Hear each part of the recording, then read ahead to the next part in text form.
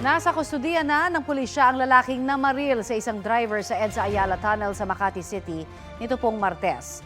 Ang nakikitang anggulo ng pulisya, road rage. Balitang hatid ni Oscar Oida. Git-gitang nauwi sa pamamaril ang tumapos sa buhay ng 65 anyos na driver ng puting MPV sa EDSA Ayala Tunnel sa Makati. Sa tulong ng kuha ng CCTV, natukoy ng mga pulis kung kailan at saan ito pinaputukan ng suspect na lula ng itim na luxury car. Yan po yung Innova, ito po yung Kwan. So dito pa lang binaril na niya. Tapos dire-diretso kasi moving ito, so dire-diretso pa rin. And ito, dito na pumunta. So parang naghiwalay sila. So yung sa pagbaril po nito, dito po pumasok sa back ng right. Tapos tumagas po dito sa yung driver side dito. And then lumabas po dito sa leg niya. Ang naturang CCTV rin ang nagbigay daan para matunton ng mga otoridad ang suspect na isa umanong negosyante. Nadakip siya sa Pasig City at ang nakikitang anggulo ng pulisya, road rage.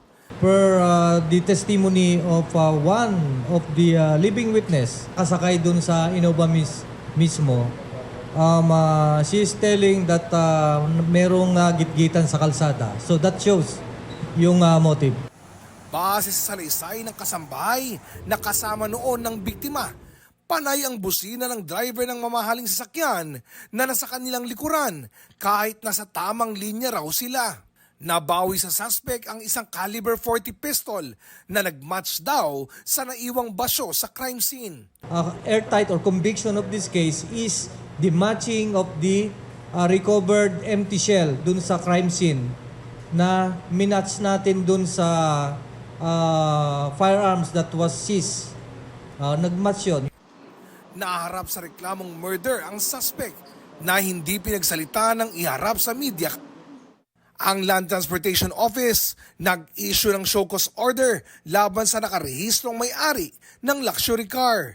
Nagtungo naman ang may-ari ng MPV at mga kaanak ng nasawing driver para magsampa ng reklamo laban sa suspect.